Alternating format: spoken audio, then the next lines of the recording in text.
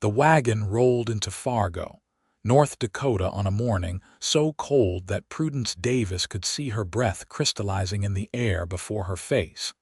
Each exhale a reminder that she was still alive, despite feeling like a piece of cargo being transported across the frozen plains of 1881. Her father sat beside the trader who had won her in a card game 3 nights prior.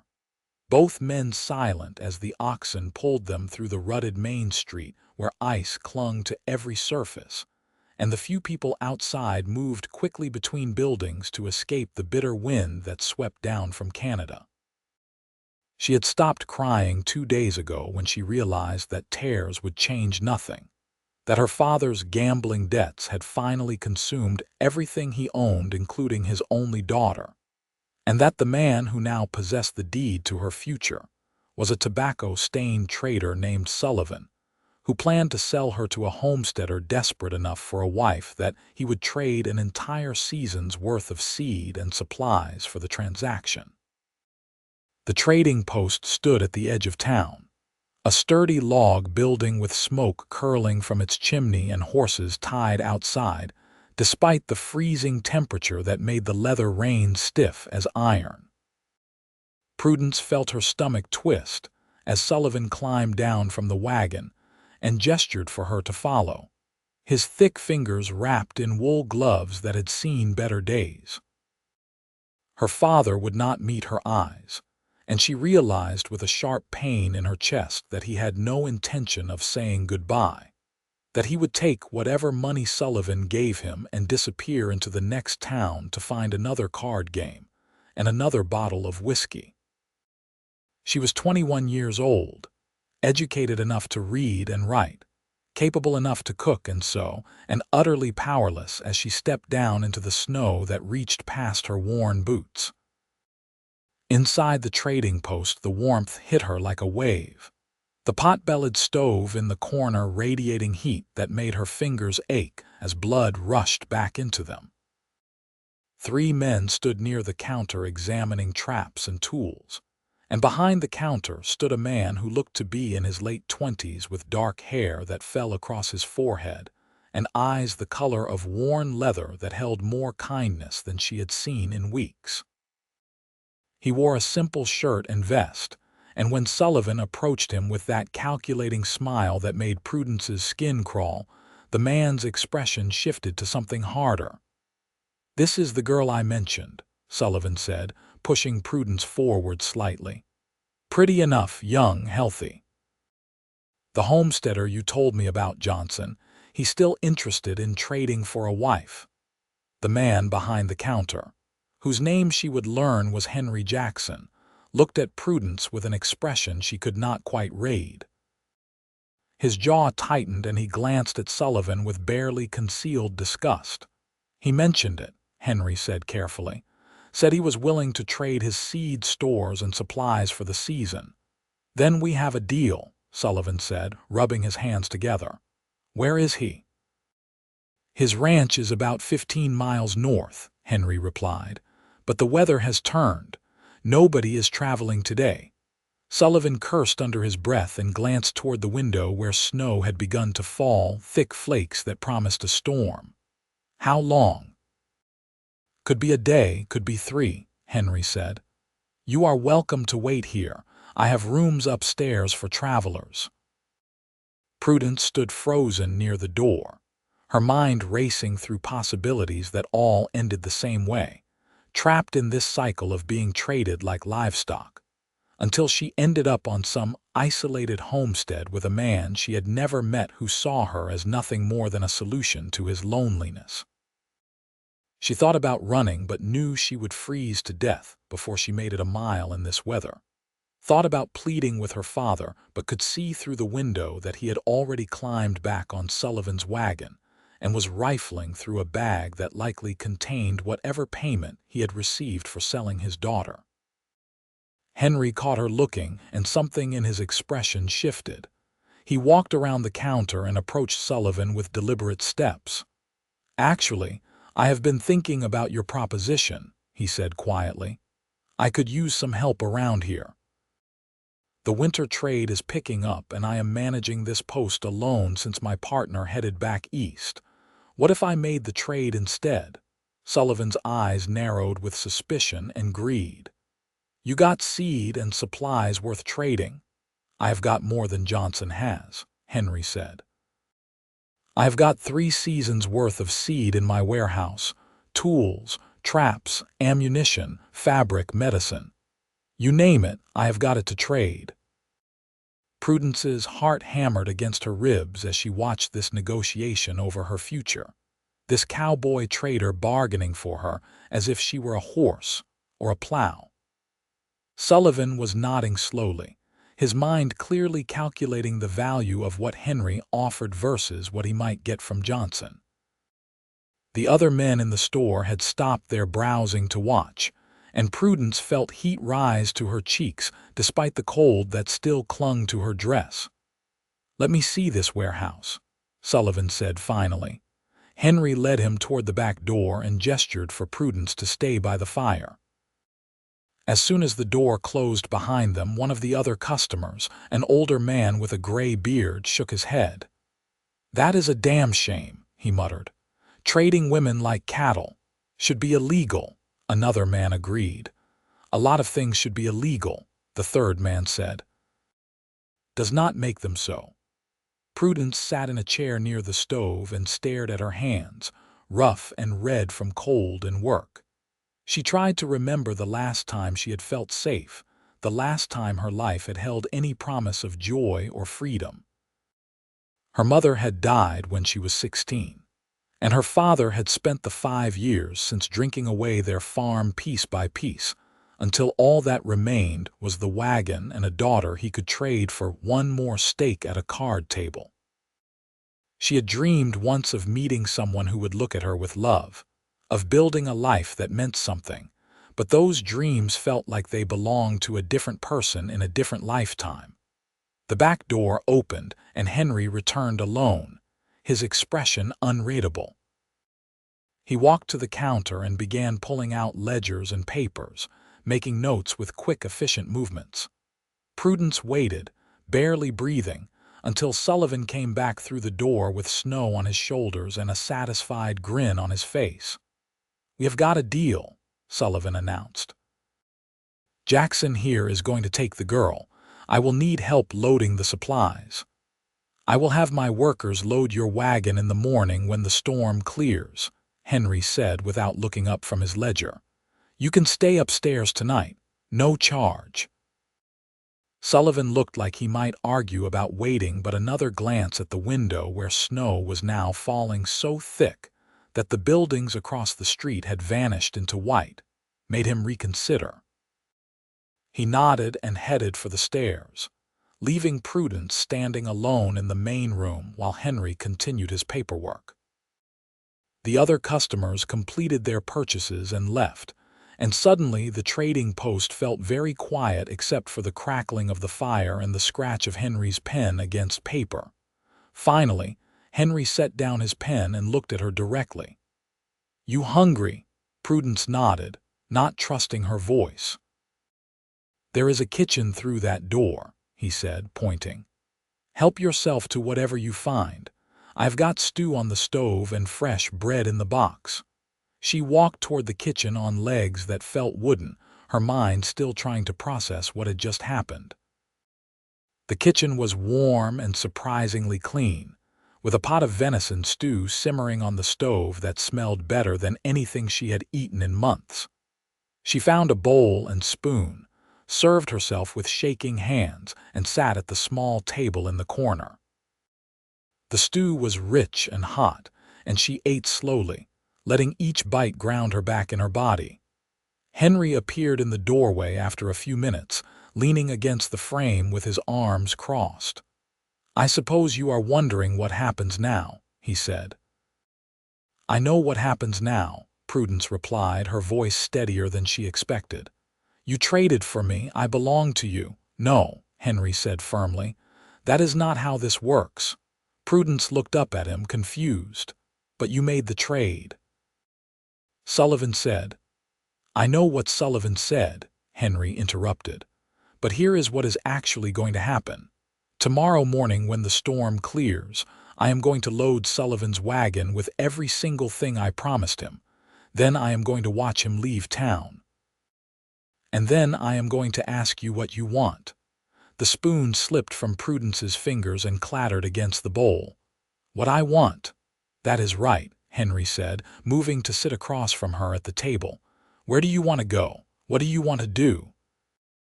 Do you have family somewhere, friends, anywhere you would rather be than here?" Tears sprang to Prudence's eyes before she could stop them, the first tears she had allowed herself since accepting her fate days ago. "Why would you do that? You are giving up all your seed and supplies." Sullivan said it was worth a fortune. Henry was quiet for a moment, his expression serious. "My father traded my mother to settle a debt when I was 10 years old," he said finally.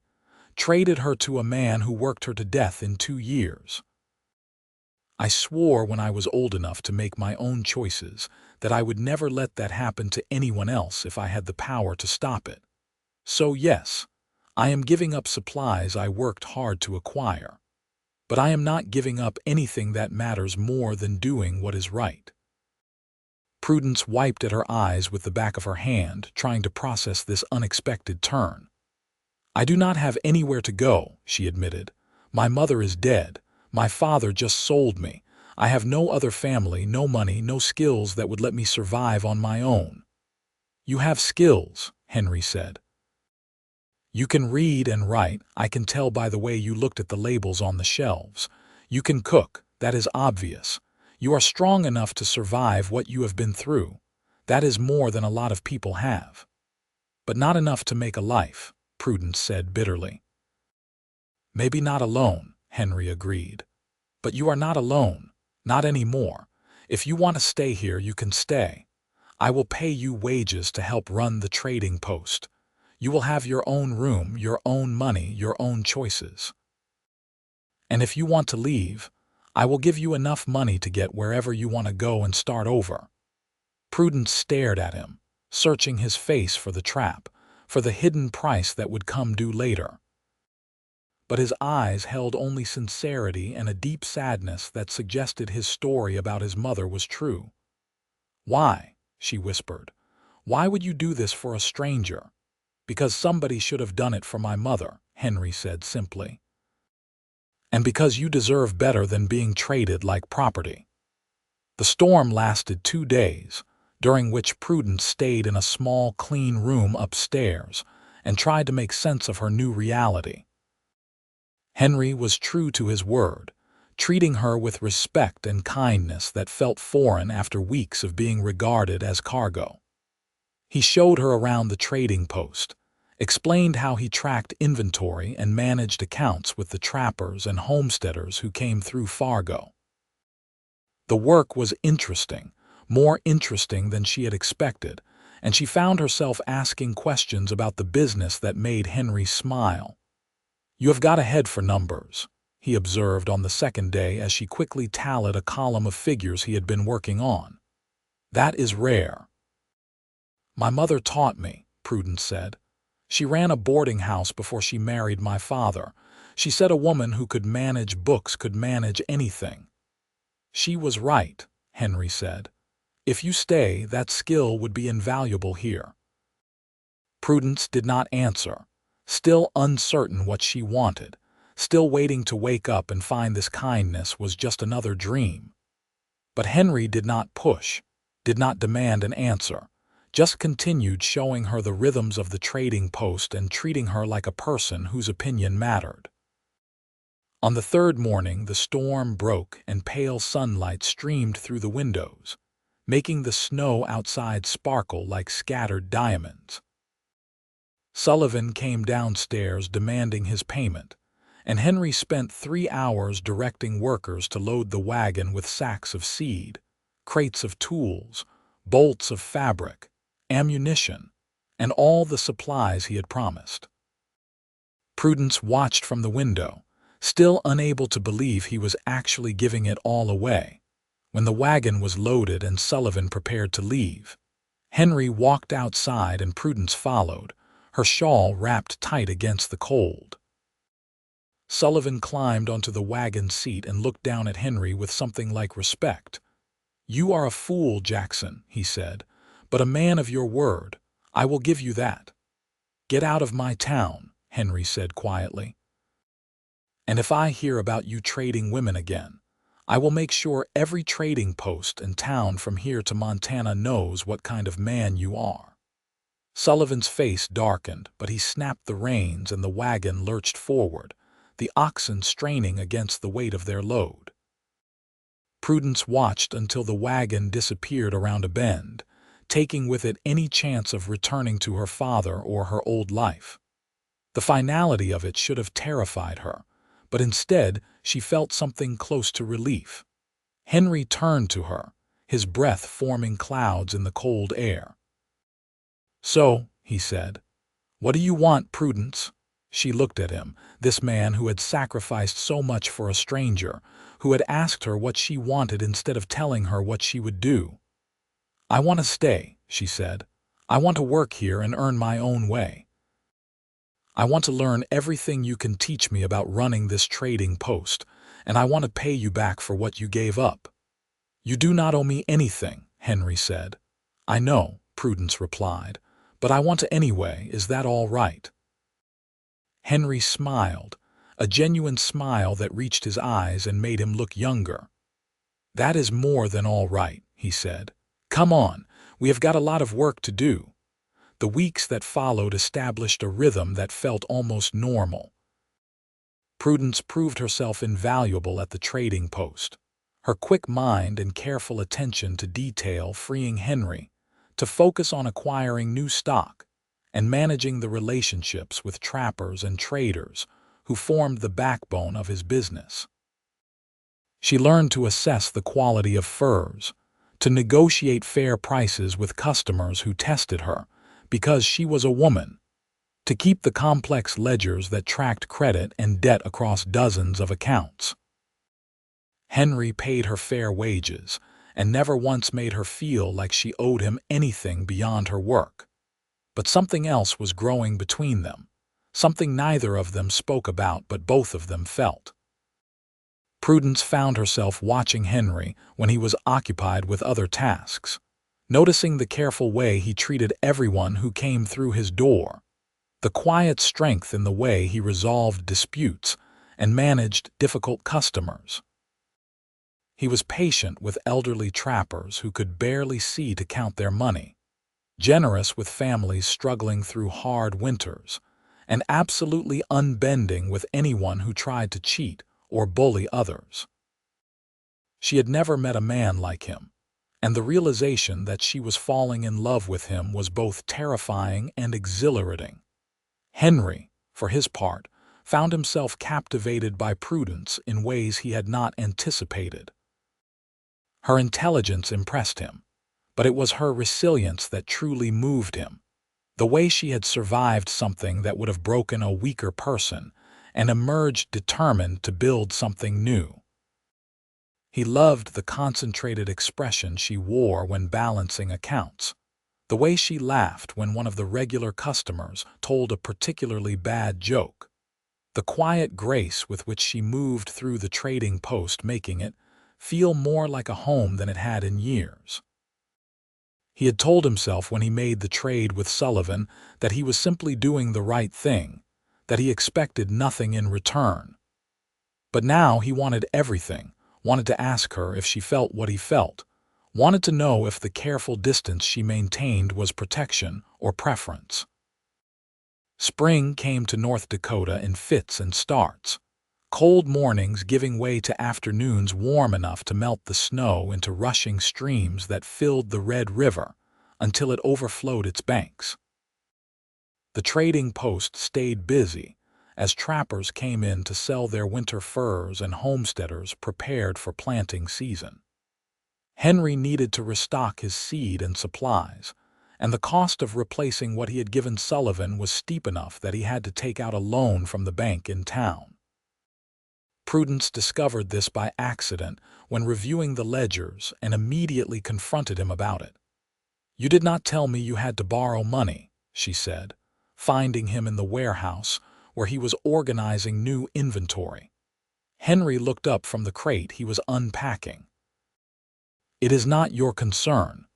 "It absolutely is my concern," Prudence said, her voice sharp with distress.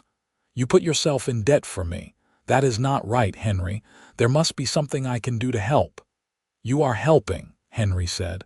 "This trading post is twice as profitable with you here. We will pay off that loan before the year is out." "That is not enough," Prudence insisted. "I need to do more." Henry set down the trap he was holding and crossed to where she stood. They were close enough that she could smell the soap he used for shaving and see the flecks of gold in his brown eyes. "Prudence," he said softly, "you do not owe me your life because I did one decent thing. You are worth more than any amount of seed or supplies or money. Do you understand that?" Prudence felt her throat tighten with emotion. "Then why did you do it? Really? Tell me the truth." Henry was quiet for a long moment, his gaze searching her face.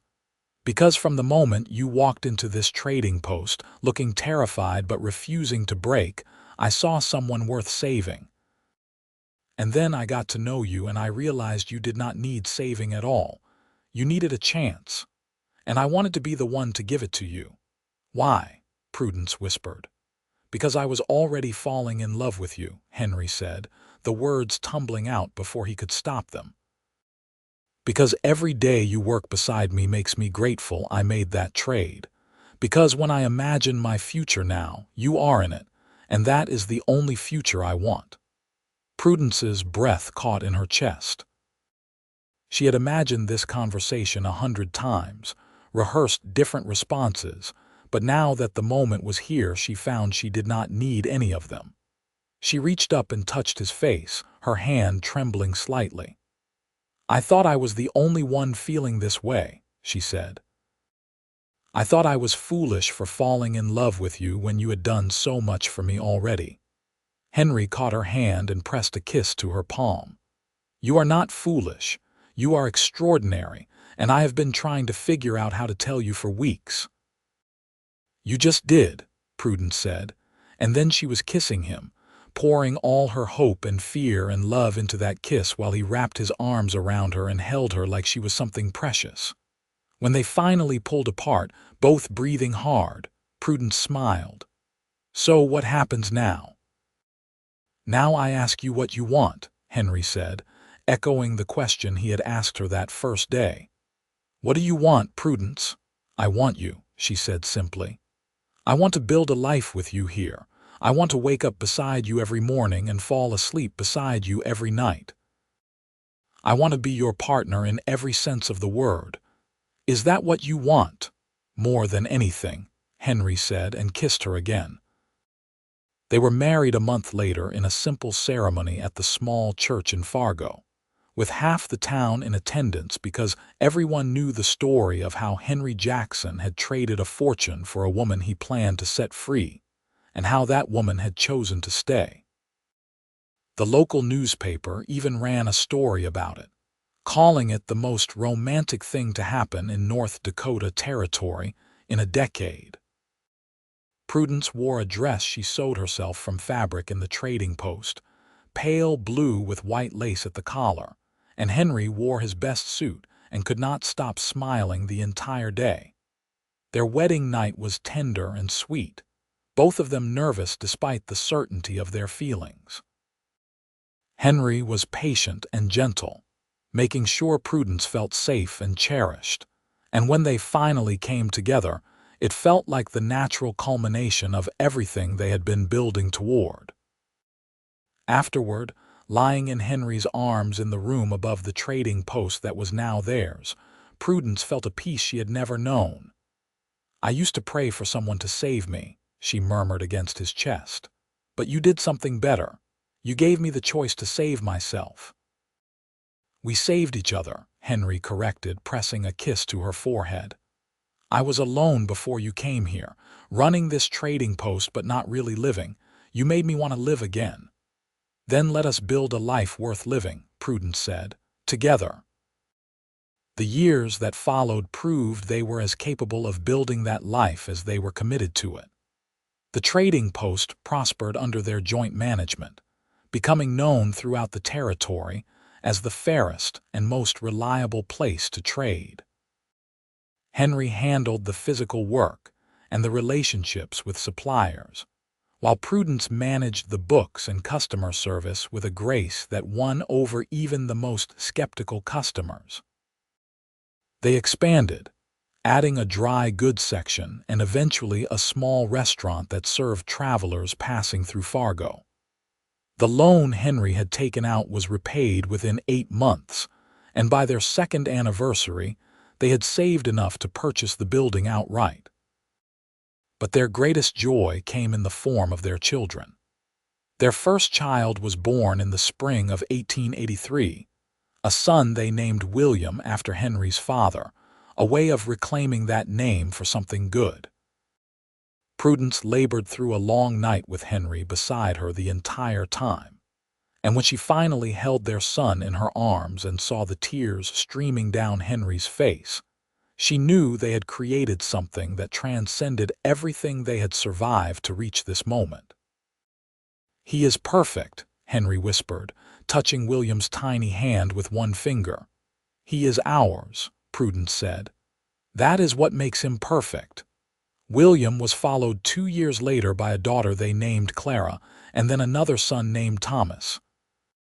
The trading post became a family business, with children underfoot and Prudence managing to balance motherhood with her work in a way that left Henry in awe.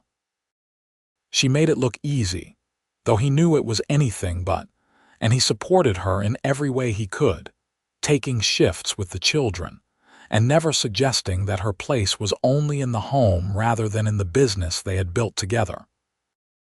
The children grew up hearing the story of how their parents met, though Henry and Prudence edited out the worst parts until they were old enough to understand. But they never hid the essential truth that their mother had been treated as property, and their father had refused to accept that as right. It became a foundation for how they taught their children to move through the world, with respect for everyone regardless of station, and a commitment to standing up for those who could not stand up for themselves. As the children grew, so did Fargo. The town transformed from a rough frontier settlement into a proper city, with schools and churches, and eventually a railroad that brought new opportunities for trade and growth. Henry and Prudence adapted with the times, evolving the trading post into a general store that served the changing needs of their customers. They hired employees as the business grew, including several women whom Prudence trained personally, believing strongly that women deserved the same opportunities she had been given. On their 10th anniversary, Henry closed the store early and took Prudence on a picnic by the Red River, now tamed by levees and no longer the wild force it had been when she first arrived in Fargo. They sat on a blanket watching the water flow past while their children played nearby under the watchful eye of their eldest employee, a young woman named Sarah whom Prudence had trained to manage the books. "You ever regret it?" Prudence asked, leaning against Henry's shoulder. "Giving up all those supplies, taking that loan, choosing me?" Henry turned to look at her, his expression incredulous. "How could I possibly regret the best decision I ever made? Prudence, you and our children are everything to me. That trade was not a sacrifice. It was an investment in the only future worth having." "I love you," Prudence said, the words as true as the first time she had spoken them. "I love the man you are, the father you are, the partner you are. Every single day I am grateful that you asked me what I wanted instead of telling me what I should do. And every single day I am grateful you chose to stay," Henry replied. "That you chose me, that you chose us." They kissed while the river flowed past, and their children laughed in the background, a moment of perfect contentment that epitomized everything they had built together. Life was not always easy. There were hard winters and lean seasons, sick children and difficult customers, all the challenges that came with building a life on the frontier. But they faced every challenge together, partners in the truest sense, and that partnership made everything possible. As the afternoon faded into evening and they gathered their children to head home, Prudence looked back at the river one last time. She thought about the terrified woman who had arrived in Fargo 10 years ago, convinced her life was over, and marveled at how wrong she had been. Her life had not ended that day. It had begun, started by a cowboy trader who believed in giving people choices instead of taking them away. "Come on," Henry said, offering his hand. "Let us go home." Prudence took his hand, lacing their fingers together, and smiled. "Yes," she said. "Let us go home." The store prospered through the 1880s and into the 1890s, adapting to each change that came with North Dakota's transformation from territory to state. When North Dakota achieved statehood in 1889, Henry and Prudence celebrated with their children and employees, proud to be part of this new chapter in history. The store had become an institution in Fargo, a place where people knew they would be treated fairly and with respect, and that reputation was worth more than any amount of gold. Their children grew into fine young adults who carried forward the values their parents had instilled in them. William became a lawyer, determined to fight for justice in a world that did not always provide it. Clara became a teacher, believing, as her mother did, that education was the key to opportunity. Thomas took over the management of the store, having inherited both his mother's head for business and his father's gift for making everyone feel welcome.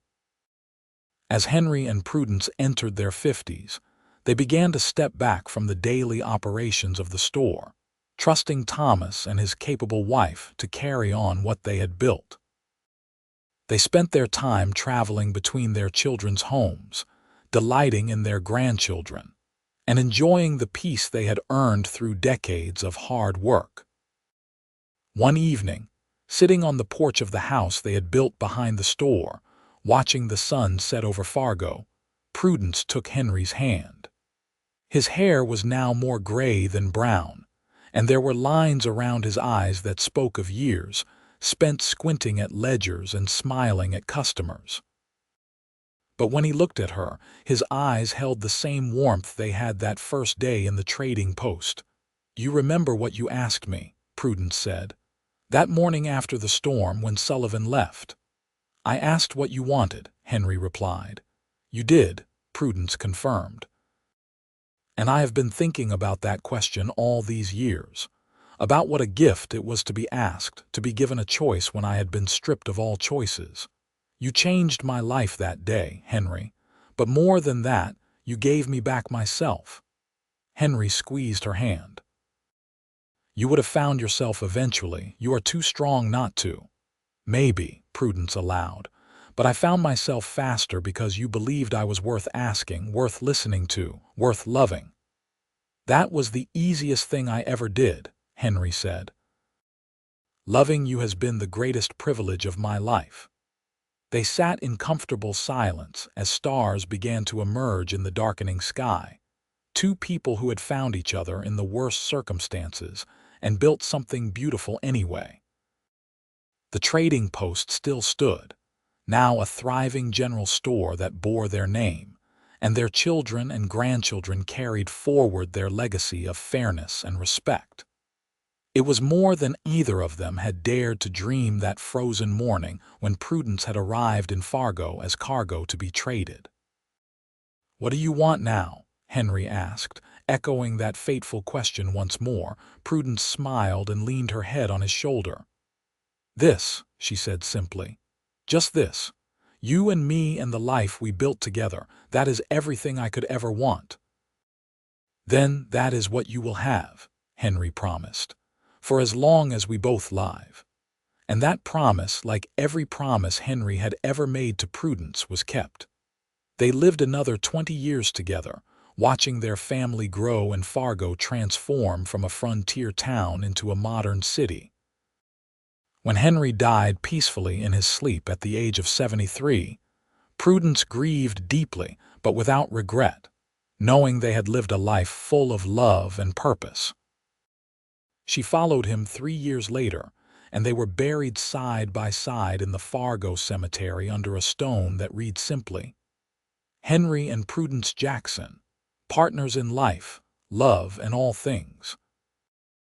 Their children and grandchildren continued the store for another generation before eventually selling it, but the building remained standing well into the 20th century, a monument to what could be built when someone chose kindness over profit and love over convention.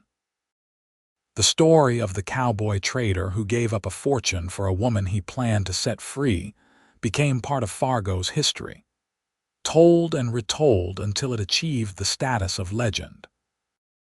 But for those who knew the truth, who had seen Henry and Prudence working side by side in that trading post, or watched them raise their family or witnessed the quiet devotion they showed each other through 50 years of marriage, it was not a legend at all. It was simply the story of two people who met at the worst possible moment and chose to build something beautiful anyway, who proved that love could flourish even in the frozen Dakota plains, and who showed that the most important question anyone could ever ask was simply, "What do you want?" Prudence had wanted freedom, dignity, and the chance to build a life on her own terms. Henry had wanted to do something right, to honor his mother's memory, and eventually to love and be loved by an extraordinary woman. They had both gotten exactly what they wanted, not because fate decreed it or luck smiled on them, but because they chose it, worked for it, and protected it with every decision they made.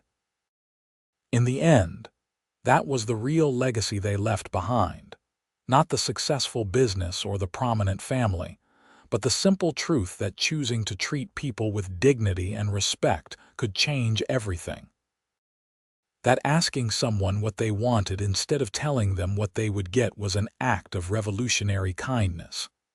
That love built on mutual respect and partnership could weather any storm, survive any hardship, and create something that lasted long after both people were gone. The trading post was demolished in 1945 to make way for a modern shopping center, but before it came down, Thomas Jackson, then an old man himself, salvaged the sign that had hung over the door. Jackson Trading Post, fair dealing and honest trade. That sign hung in his home until his death, and then in his daughter's home, and then in his granddaughter's home, passing down through generations as a reminder of what their ancestors had built and the values they had embodied. And sometimes, late at night when the wind blew cold off the Red River, older residents of Fargo swore they could still feel the presence of Henry and Prudence Jackson, that cowboy trader and the woman he refused to own, walking the streets of the town they had helped build, their hands intertwined, their love a tangible force that had shaped everything they touched. Because that is what real love does. It does not fade when the people who created it pass away. It echoes forward through time, influencing everyone it touches, creating ripples that spread far beyond their original source. Henry and Prudence's love had done that, touching their children and grandchildren and the countless people who passed through their trading post, and saw how two people could treat each other with respect and kindness, and build something lasting from that foundation. Their story was not remarkable because it was unusual. It was remarkable because it showed what was possible when people chose to be better than circumstances required, when they asked questions instead of making assumptions, when they valued human dignity over profit or convenience. In a time and place where women were often treated as property, Henry had asked Prudence what she wanted. In a situation where she had every reason to be bitter and broken, Prudence had chosen to stay and build something new. Those choices, simple but profound, had created a love story that lasted a lifetime and a legacy that extended far beyond it. They had proven that even in the harsh reality of the 1880s Dakota frontier, kindness could triumph over cruelty, love could flourish in unexpected places, and asking someone what they wanted could be the beginning of something extraordinary. And that, in the end, was everything.